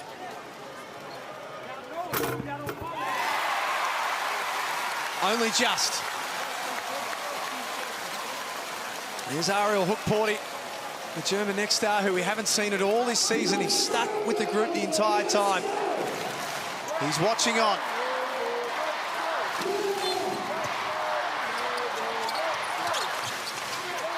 Melbourne need to safely inbound this ball. And now it's in the hands of the right man, because a 90% free throw shooter will walk to the other end to seal the game. He did miss one earlier on, but odds well and truly in the favour of him knocking him down. And they took that early too. And I guess you say, well, no issue, you quick two, we'll get it, we'll try and do it. But what happens is it's a lot harder shooting free throws when you're only 1 up or 2 up on that occasion than it is when you're 3 up, believe it or not, because there's a little bit more margin for error.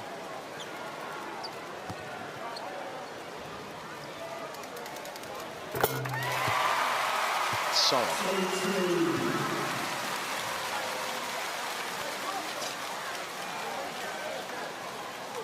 Now they can start to relax a little on the Melbourne bench. Adelaide have been gallant. They fought it all the way to the very end. They're going to come up short.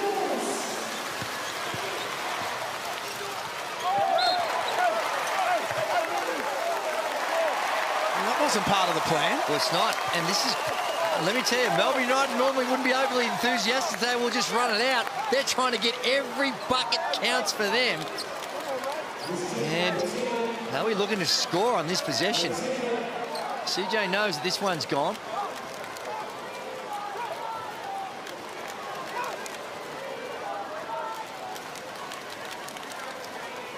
Just having a quick look at the out of bounds.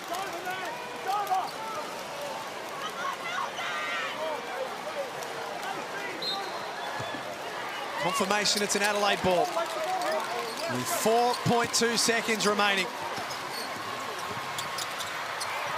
Tucker for one last three, which might just matter. That is huge. Melbourne seal the deal. 116 to 107. They've taken care of their side of the equation, and now they wait to see if they'll be in the play-in series. Well, it's been a high-level, high-quality, fun game to watch. And Melbourne United have to withstand a serious challenge by the Adelaide 36ers and have come away with a spectacular win that gives them a great opportunity to see some playoff action. There's Tucker playing as if he was 2 points down and going after it, and it could be as important as 3 ball that he's made all season. You just never know. That's how close the race is. Now, it's the Perth Wildcats' turn. They know the equation. They know that they need to win, and now they know the margin. Bryce Cotton, Xavier Cooks, 2 of the contenders for the MVP go head-to-head in the final game of the season. It's the Red Army versus the reigning champions, and it's coming up shortly.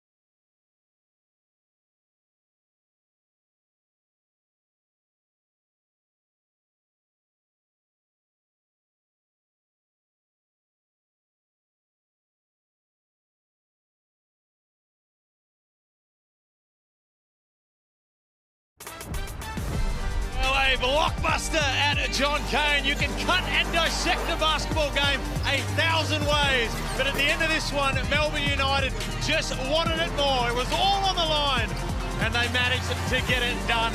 And the offensive rebounds tell the tale of the story, Leonard Copeland. They just wanted this ball game more than Adelaide. That was one of those exciting games where you just sit back and watch. I didn't even want to talk. I just wanted to see the game. Both teams really wanted it. Both teams played their best.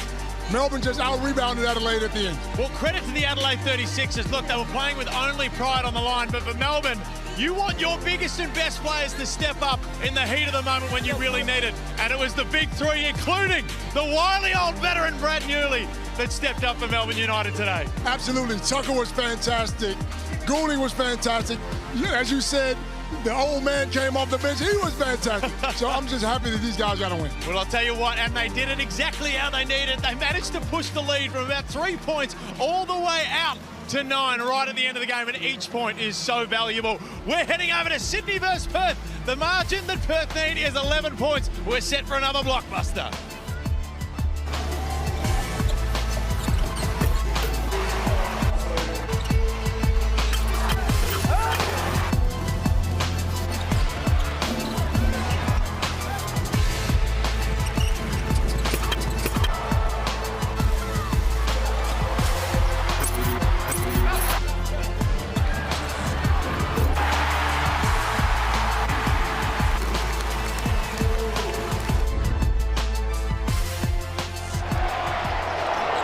This program is brought to you by Hungry Jack's and Bunnings Warehouse.